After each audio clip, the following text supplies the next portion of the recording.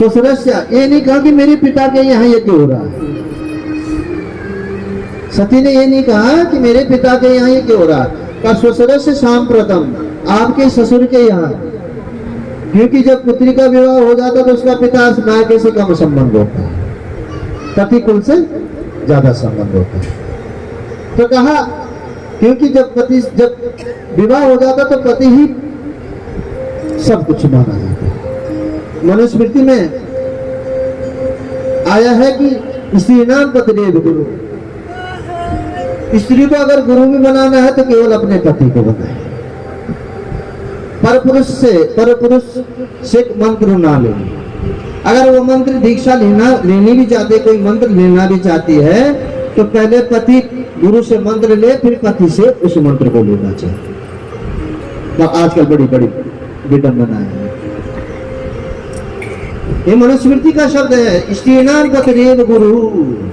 स्त्रियों का जो पति है वो उसका गुरु भी है, वो उसका परमेश्वर भी है। चाहे पति कैसा भी है, चाहे पति कैसा भी है।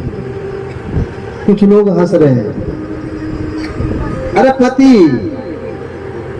पति शब्द का अर्थ होता है जो रक्षा करने वाला है। हमारा पति कौन है? सबका पति कौन है? परमेश्वर। इस सब की रक्षा करने वाला है। पातीति रक्षति पति ही, जो रक्षा करने वाला वो पति है। पतनात् त्रायते यह सा पत्नी, जो है पतनात् माने गिरने से बचाए, अधर्म से बचाए, वो पत्नी है।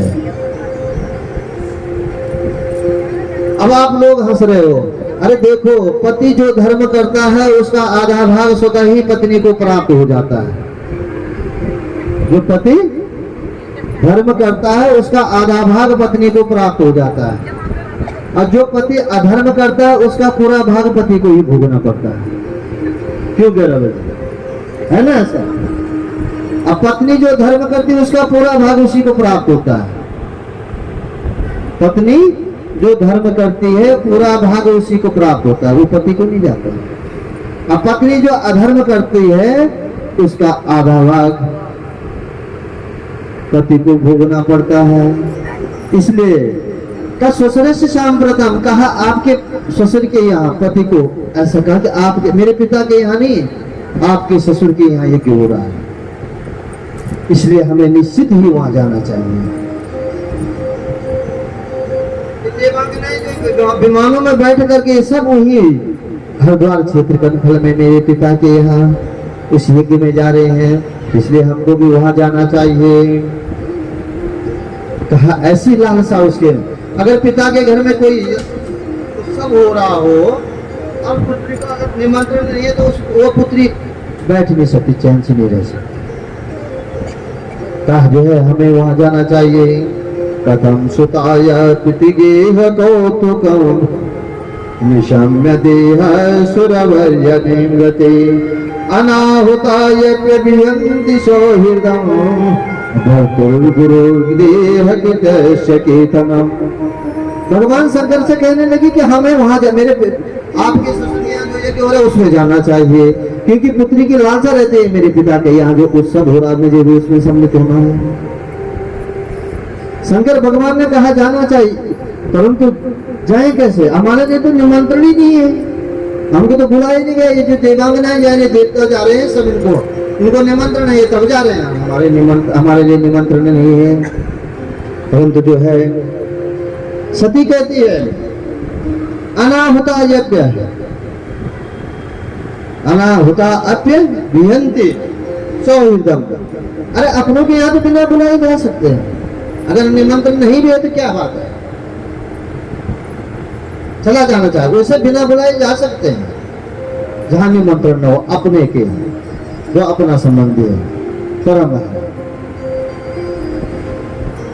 कहा जो है भर्तुर पति के यहाँ, भर्तुर मन जो भर्तुर गुरु के यहाँ, और देह गिरते जिसने जन्म दिया है उसके यहाँ बिना बुलाए चला जाना चाहिए। तो भगवान शंकर ने कहा कि बहुत सुंदर बात कह रहे हो आप। कहा जो है तुम ये कह रहे हो कि जो है पिता के यहाँ, पति के यहाँ, गुरु के यहाँ, अपने संबंधी के यहाँ बिना बुलाए चले जाना चाहिए। परंतु जाना चाहिए, हाँ मैं भी इस बात का अनुमोदन करता हूँ, परंतु तब जाना चाहिए कि जब कोई बैर न हो आपस में। तो यहाँ तो बैर है, ये जो यज्ञ है ये बैर को मिटाने के लिए ही हो रखा है, ये किसी को दूसरे को नीचे दिखाने के, नीचा दिखाने के लिए हो रखा है, इसलिए वहां जाना ठीक नहीं है। सभी वहां नहीं जाना है, जो है वहां नहीं जाना, ऐसा जब कहा शंकर भगवान ने। सती जब पति की आज्ञा नहीं हुई तो कैसे जाएगी फिर? आज पति ने जब मना कर दिया जाने से, सती जब कभी अंदर जाए कभी बाहर जाए, शंकर भगवान ने सती की दशा को देखा, कहा आज अगर ये जाएगी भी तो तब भी इसने मरना ही है, और नहीं जाएगी तब भी इसने मरना ही है। कहा उस ऐसा कह करके तो सती का मन नहीं माना और निकल पड़ी, कैलाश से निकल पड़ी और कनखल की तरफ, हरिद्वार की तरफ, द्वार क्षेत्र की तरफ निकल पड़ी। इधर शंकर भगवान ने देखा चली गई है, अब ये आएगी नहीं। तो शंकर भगवान जो है त्रिकालदर्शी है, कहा अब सती आने वाले नहीं है। अब ने कुछ गणों को भेजा पीछे से, जाओ इस सती के साथ। सती जब गई कुछ गण भी उनके साथ चले गए, और जब गई तो उसने कहा यार यहाँ वहां जाकर के पिता मेरे को प्रेम करेंगे, माँ मेरे को प्रेम करेंगी, बहनें मेरे को मिलेंगी, हमारे अनेक प्रकार के संबंधी मुझे मिलेंगे, सब प्रेम करेंगे। दौड़ती हुई गई। देखो जहां बैर हो कभी ऐसी जगह जाना नहीं चाहिए, वहां अनादर ही मिलेगा।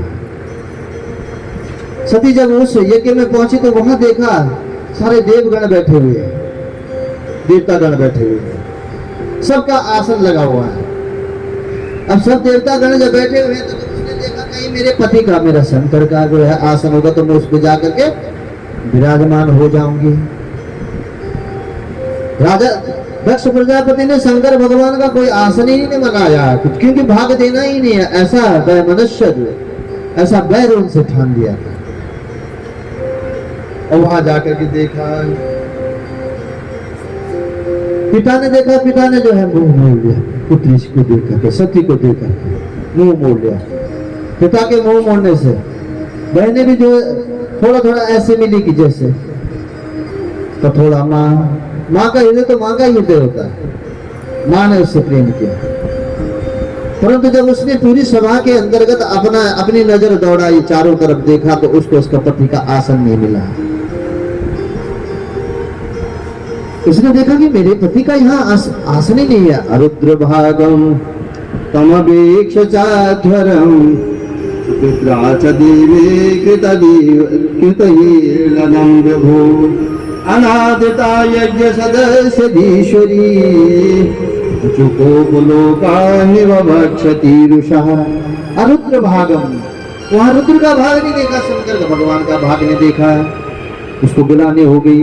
आज मेरे पति का इतना बड़ा तिरस्कार, मेरे स्वामी का ऐसा तिरस्कार, ये शिव है, शिव शब्द का अर्थ होता है जो कल्याण करने वाला है, का ऐसा तिरस्कार किसे सहा नहीं गया। अयज्ञक्षरम नाम गिरेरितम निर्णाम सकित्व संगाधलमाशुहन्ति नः। यज्ञक्षरम, ये दो अक्षर का शिव, शिव शिव जो जपता है उसका कल्याण हो जाता है। ये भगवान शिव का नाम आशुतोष भी है।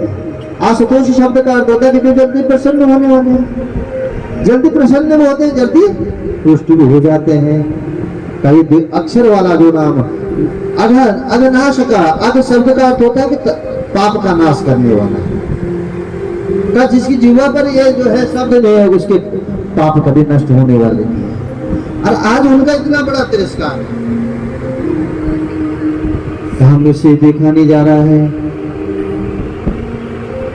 बिरकुटी चढ़ गई सती की, क्रोध आ गया, कहा मेरा पति का ऐसा तिरस्कार, कहा मेरे पिता के द्वारा और मेरा पति का ऐसा तिरस्कार हुआ है, तो मैं ये जो ये शरीर है ये मेरे पिता से, मेरे पिता इस दक्ष से मुझे ये शरीर प्राप्त हुआ है, आज मैं इस शरीर को नहीं रखूंगा।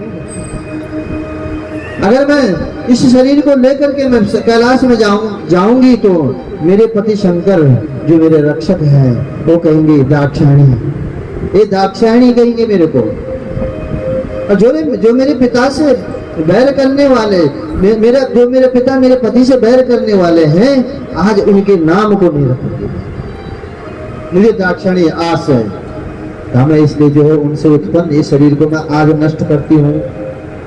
चारों दिशाओं में नजर दौड़ा करके देखा और यज्ञ कुंड के भाग, यज्ञ कुंड के एक तरफ बैठ करके, यज्ञ में बैठ करके, और उसने कहा अतस्तोत्पन्नमिदं कलेवरं धारयिष्ये कंठगर्हिणी जगदस्य मोहादिविषिद्य मंदसो जुगुप्सितस्योद्धरणं प्रचक्षते। का मैं शरीर को नहीं रखूंगी, ऐसा कह करके और उस यज्ञ के मध्य में बैठ करके प्राणायाम के द्वारा, और प्राणायाम के द्वारा किसका ध्यान किया? किसका ध्यान किया? अपने पति का, अपने शंकर का ध्यान किया। और उनका ध्यान करके अपने प्राणवायु को रो करके अपने शरीर को, अपने प्राणवायु को पर शंकर में मिला करके अपने शरीर को नष्ट कर दिया। दक्ष के यज्ञ में अपने शरीर को, उनकी पुत्री ने अपने शरीर को त्याग दिया। उनके साथ जो गण गए थे उन्होंने देखा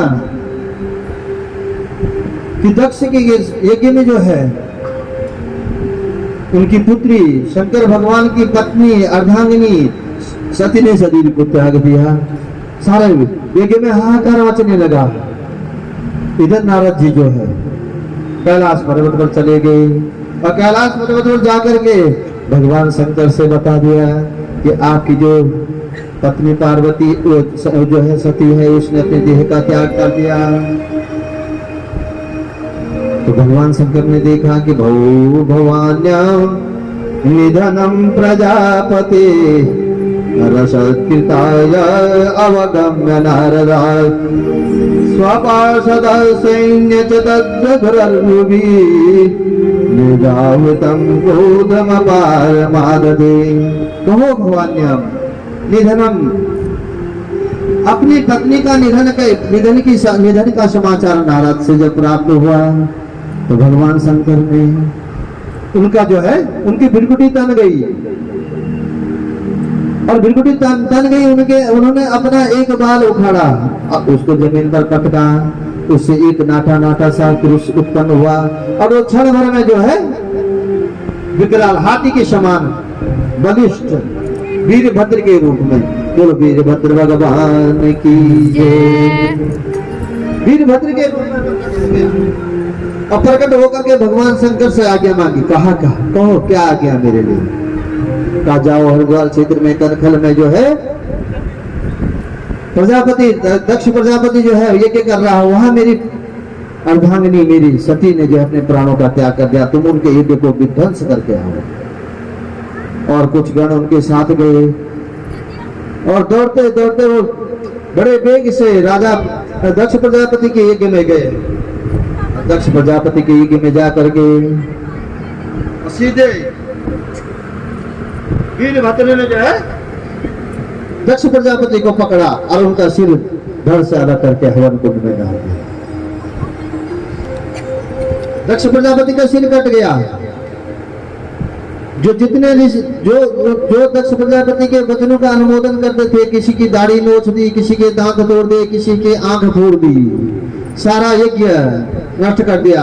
कुछ भाग निकले, सारा यज्ञ नष्ट भ्रष्ट हो गया। इस प्रकार सारा यज्ञ नष्ट भ्रष्ट जब हो गया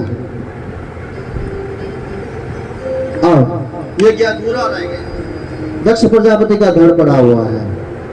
सारे देवतागण जो देवगण थे का यज्ञ तो दक्ष का यज्ञ तो अधूरा ही रह गया है, उसको पूर्ण तो करना ही है, पर दक्ष के बिना ये यज्ञ पूर्ण होगा नहीं। अब क्या करें? सभी देवतागण एकत्रित होकर के कैलाश में गए और भगवान शंकर से जो है क्षमा याचना मांगने लगे दक्ष के लिए कि आप जो है समस्त भक्तों के दुखों को दूर करने वाले हो, समस्त भक्तों के पापों को नष्ट करने वाले हो, समस्त भक्तों के जो है अपराधों को जो है क्षमा करने वाले हो, देवों के देव हो। इसलिए आप दक्ष प्रजापति पर कुछ ऐसा करिए कि जो दक्ष प्रजापति का यज्ञ जो है पूर्ण हो जाए। तो भगवान शंकर ने कहा कि इस दक्ष को अभिमान हो गया था। इस दक्ष को दक्ष दक्ष शब्द का अर्थ होता है कि जो अपने कार्य सिद्ध करने में दक्ष है, प्रवीण है। संस्कृत में दक्ष शब्द का अर्थ जो अपने कार्य सिद्ध करे। इसको हमने जो है प्रजापति सब जो है बनाया था, ऐसा पद दिया था, उसको पद का अभिमान हो गया था, इसलिए मैंने इसको थोड़ा दंड दिया। और फिर का जाओ भगवान क्षणे रुष्टा क्षणे तुष्टा, क्षण में रुष्ट होने वाले हैं, क्षण में प्रसन्न होने वाले हैं। इसलिए परमात्मा ने भगवान शंकर ने कहा जाओ अब से इसके अंदर ये अभिमान अब कभी नहीं आएगा। कहा जाओ इसको बकरे का सर लगाना, अज मैंने नहीं जो जन्म ना ले, कभी इसके मन में कोई ऐसा विकार उत्पन्न ना हो। इसलिए इसको बकरे का सर काट करके, बकरा क्या करता है, मैं करता ना, मैं जो करेगा तो उसका नाश ही होना है। इसलिए अंत में वो दक्ष प्रजापति ने मैं किया था, इसलिए बकरे का सर लगा के तब उसका ये दक्ष प्रजापति बकरे का सर जब जुड़ा उनके घर से, तो उसने बड़े सुंदर श्लोकों में भगवान शंकर की स्तुति की। मैं आपके प्रभाव को नहीं जान पाया, और मेरे अपराध को आप क्षमा करना, मैं हमेशा आपका गुणों का गान करता रहूंगा, आपकी शरण में रहूंगा। ऐसा कह करके दक्ष प्रजापति को भगवान शंकर ने कहा जाओ मैंने तुम्हारे अभिमान का नाश कर दिया है, आज से तुम्हारे अंदर अभिमान नहीं रहेगा। जिस जीव के अंदर अभिमान होता है वो कभी भी संसार में सुखपूर्वक नहीं रह सकता। अभिमान का त्याग जब हो जाएगा तो तभी परमात्मा प्राप्त होता है।